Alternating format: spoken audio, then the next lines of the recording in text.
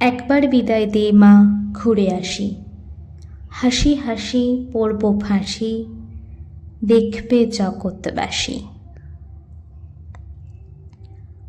জগৎবাসীর মনে দাগ কেটে ইংরেজ শাসনের অবসান ঘটিয়ে দেশকে স্বাধীন করার লক্ষ্যে হাসি মুখে ফাঁসির দড়ি গলায় পড়ে যে বিপ্লবে প্রথম শহীদ হন তিনি হলেন ক্ষুদিরাম বসু।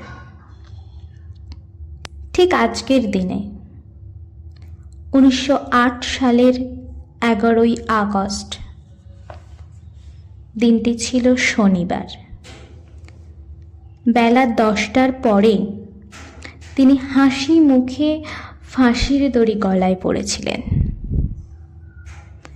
যা সকল ছাত্রছাত্রী, ছাত্র সমাজ তথা দেশবাসীকে জাগ্রত করেছিল, যা স্বাধীনতার সূচনা বলা চলে। বর্তমানে স্বাধীন দেশ, বিপ্লবীরা এখন স্মৃতির পাতায়, দেশবাসীর হৃদয়ে।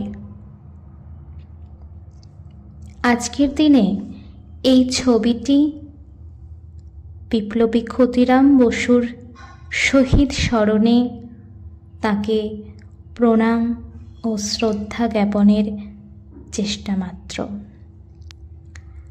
এই বালক বিপ্লবীর চরণে শত কোটি প্রণাম।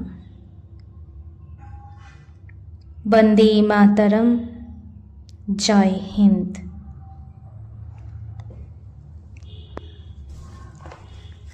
আজকের দিনে বিপ্লবী ক্ষুদিরাম বসুর এই ছবিটি আঁকার মূল কারণই হলো তাকে শ্রদ্ধা জানানো।